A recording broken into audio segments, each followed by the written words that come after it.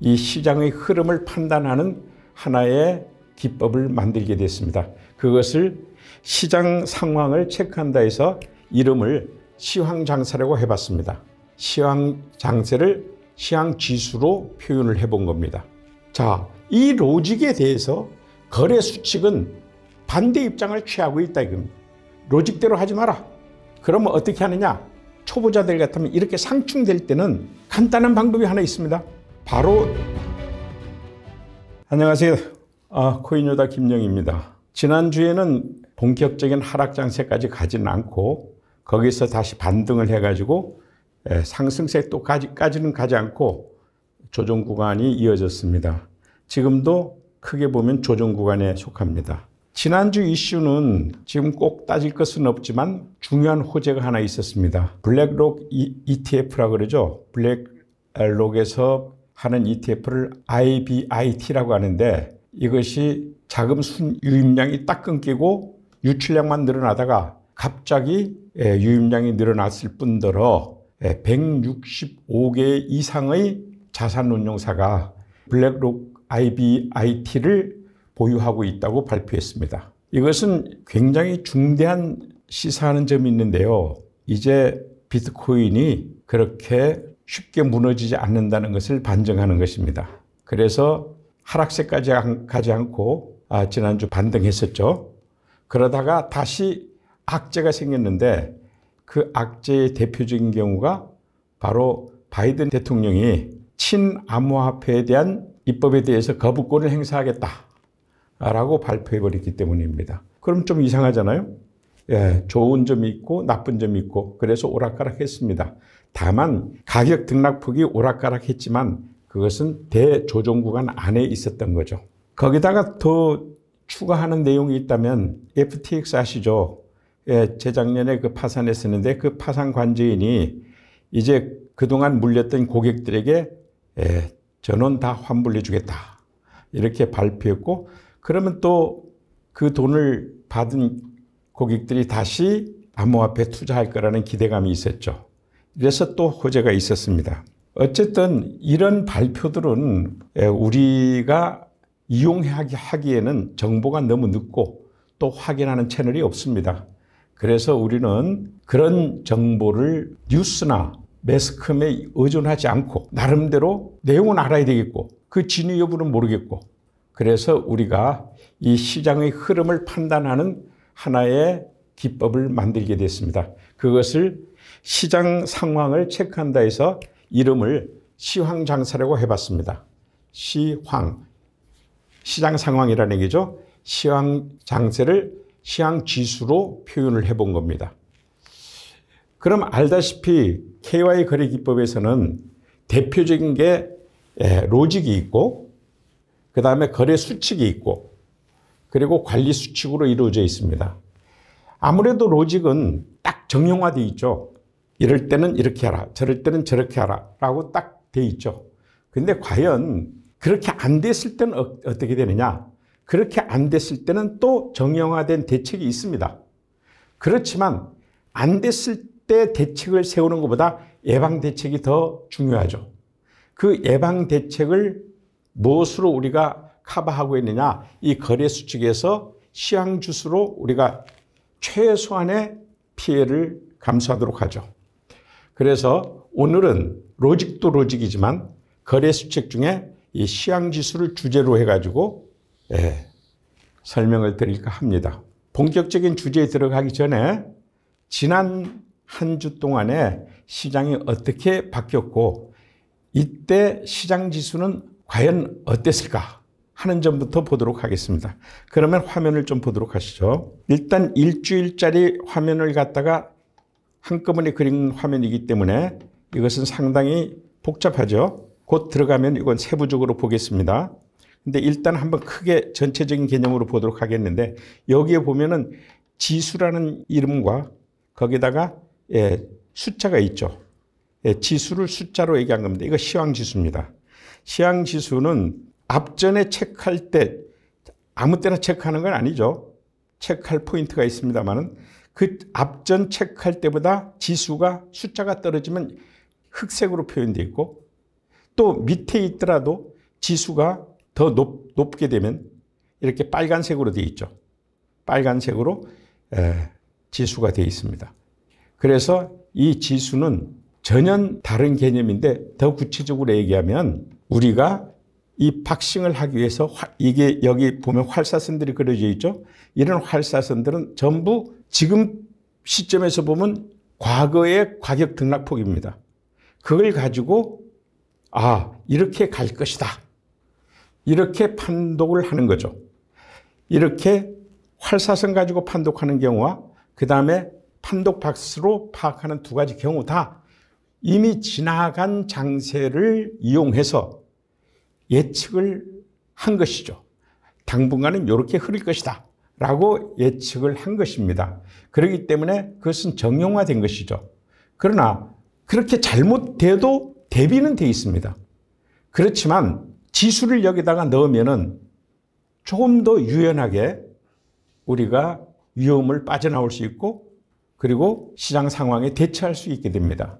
이런 것을 거래 수칙 중에 있는 건데 이 거래 수칙 중에 오늘은 시황지수에 대해서 얘기하도록 하겠습니다. 자, 시황지수 15가 돼 있잖아요. 이게 왜 15라고 계산했는가? 어떻게 계산됐는가는 조금 이따 얘기하기로 하고요.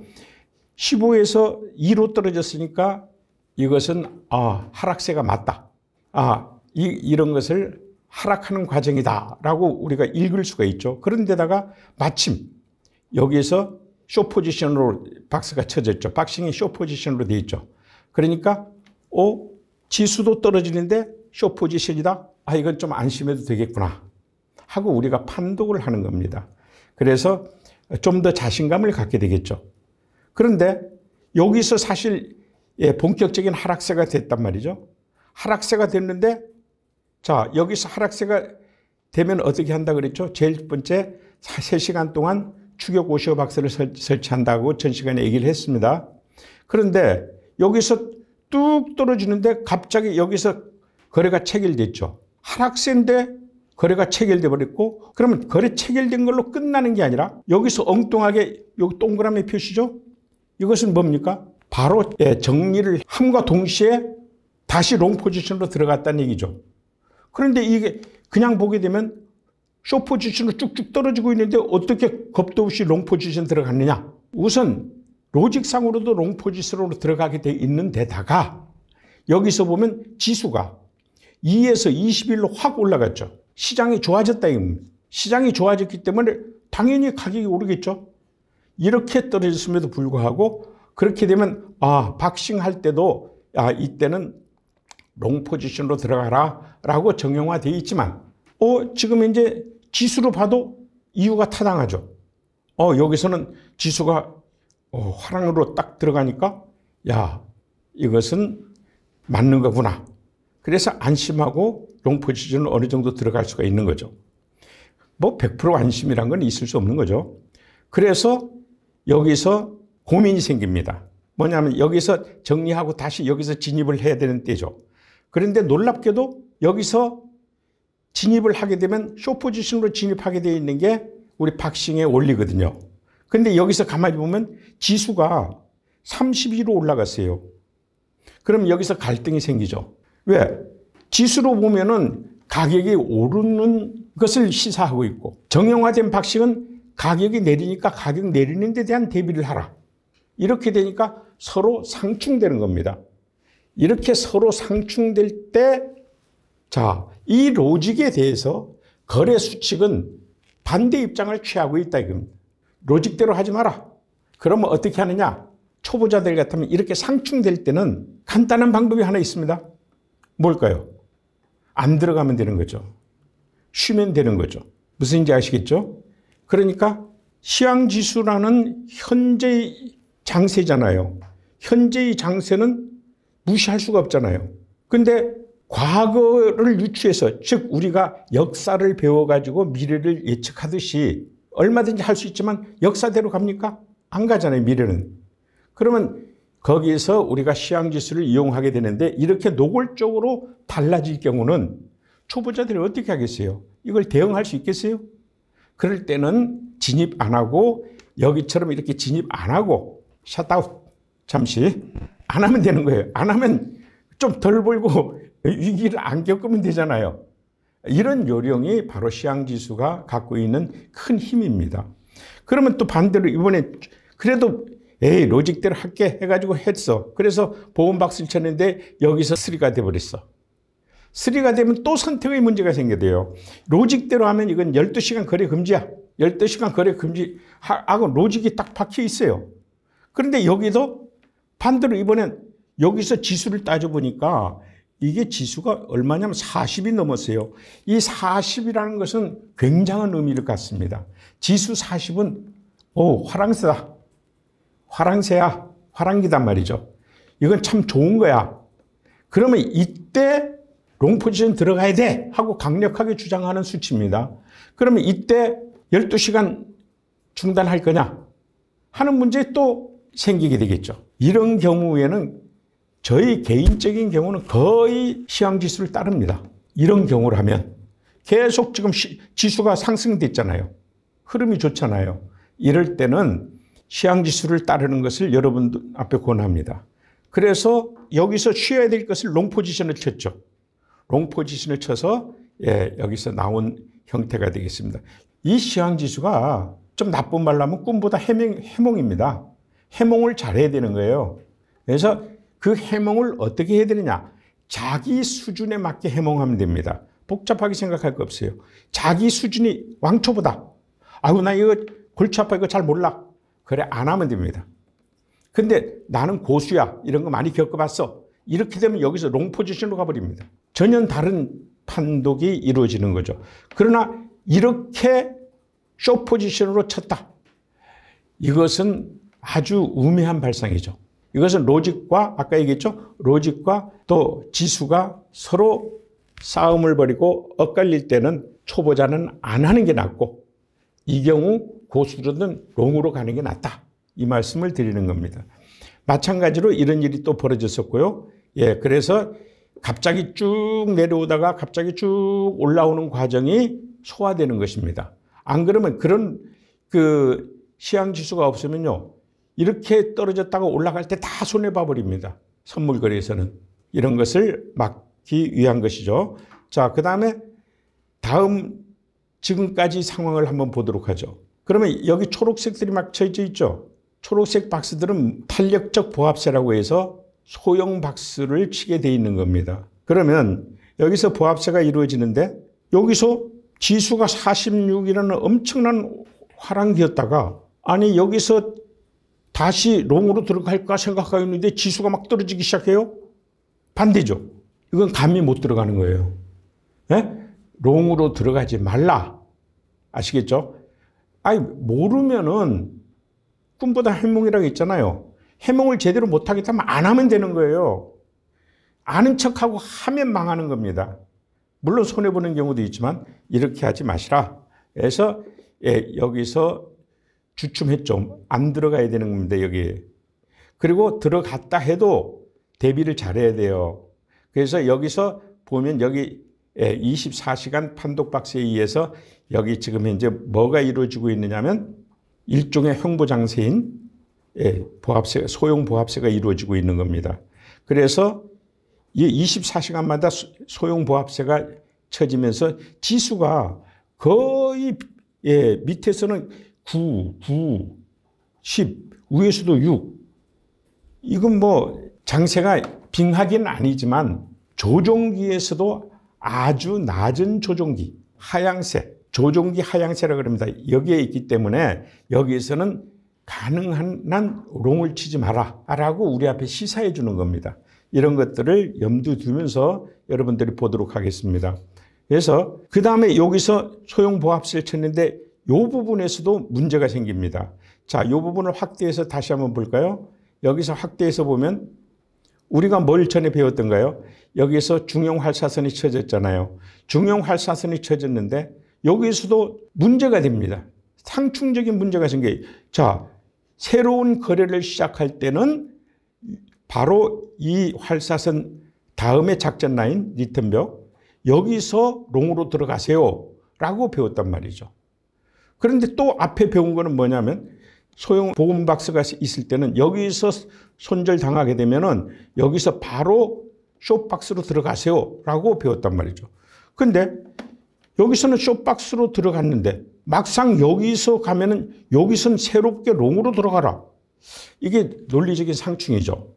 이 논리적인 상충을 이번에 뭘로 해결해야 되느냐? 바로 시황지수로 해결해야 된다. 이것을 생각하게 됩니다. 자, 그러면 이 부분이 모르겠다. 어렵다. 왕초보라서 난 모르겠다. 간단한 방법이 있다 그랬죠. 그래, 안 하면 된다고. 심지어는 여기 로직상으로도 12시간 거래 금지라고 되어 있잖아요. 그냥 초보자는 초보자답게 해몽을 못 하겠다. 나는. 그러면 안 하면 돼. 괜히 해가지고, 그 고생할 필요가 없다고. 초보자의 특권은 뭐라? 안 하면 된다. 그래, 안 하면 된다. 진입 안 하면 돼요. 그런데 꼭 진입하려고 그래요. 어떻게 된 심보인지 하여튼 무조건 가서 먹으려고 그래요. 안 됩니다. 초보자는 중장기 거래기법, 단타거래기법이 아니라고요. 본격적으로 직업적으로 나서야 단타거래기법이다, 초단타거래기법이다, 책에 있는 것처럼 할 수 있는 거지. 왕초보는 수틀리면 안 한다. 했다가도 수틀리면 빠져나가 버린다. 이 정신만 가지고 있으면 돼요. 좋을 때만 한다. 왜 이게 그렇게 어렵나요? 다 알고 다 해서 하려고 하니까 진짜 어려운 로직이고 어려운 수칙이죠. 뭐든지 판단이 애매할 때는 안 하면 되는 겁니다. 안 하는 것도 특권이라고요. 자, 그러면 여기서 한번 봅시다. 여기서는 했죠. 여기 따라서 이제 숏 포지션을 들어가 봤습니다.